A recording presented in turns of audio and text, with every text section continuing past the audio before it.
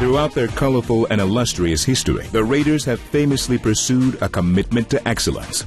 And no player in franchise history fulfilled that commitment quite like Ken the Snake Stabler. And Stabler was on the money. The legendary lefty grew up in Foley, Alabama, bypassing minor league baseball contract offers from the Yankees and Astros to play for Bear Bryant at the University of Alabama. Stabler scrambles, avoids tacklers, and again throws to Perkins for another 45-yard scoring play. He finished with an 18-2-1 record as a starter for the Tide, providing a glimpse of what was to come.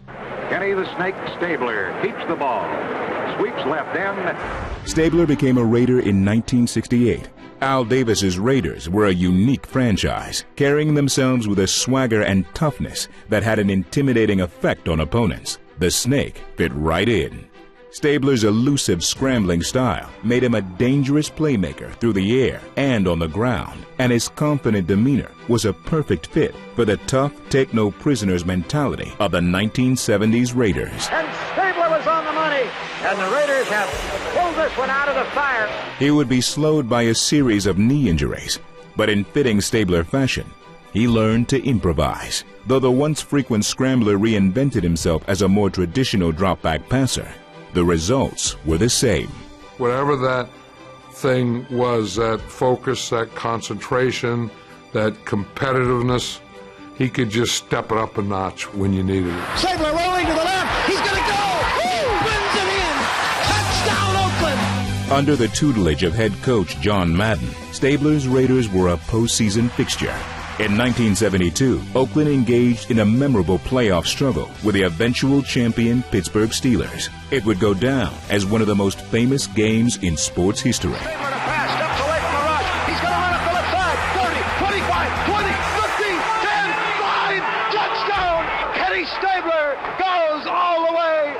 After leading the league in passing touchdowns, Stabler was named league MVP in 1974. He again led the league in touchdown passes in 1976, taking the Raiders to Super Bowl 11. These are hungry football teams, and the world waits to find out who's going to wear that Super Bowl ring. There he faced off against Minnesota's famed Purple People Eaters defense and future Hall of Fame quarterback Fran Tarkenton.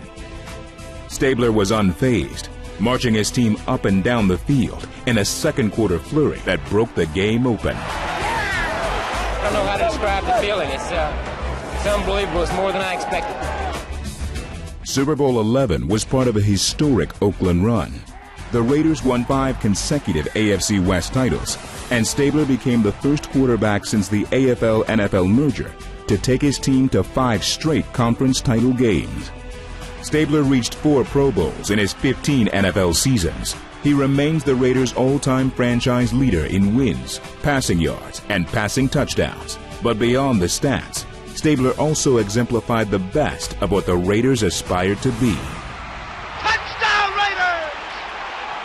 I always said that if I had one quarterback to make a drive the length of the field at the end of the game to win that game, that guy would be Ken Stabler, number 12. We miss you, we love you, and we'll see you in the Hall of Fame. He was tough, he was confident, and he was a devoted fixture in the city of Oakland.